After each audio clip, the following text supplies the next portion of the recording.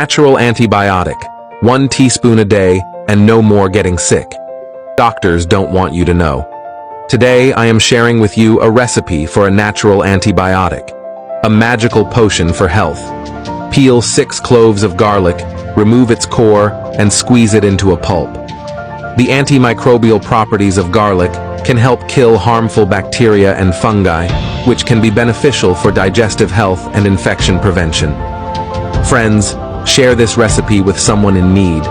Cut 1 lemon into slices and add to the garlic pulp. Lemon is packed with vitamin C to boost immunity and eliminate harmful bacteria. Take 1 additional lemon, squeeze the juice out of it, and add to the mixture. Take 200 grams of ginger, peel it, and grate it. Ginger contains vitamins and useful components like gingerol, which have anti-inflammatory and antioxidant properties, helping to strengthen the immune system and fight off bacteria and viruses. Add 300 grams of honey. This powerful combination helps with various inflammatory processes in the body. Mix well and pour the mixture into a jar. Use it every morning and you will forget about all illnesses.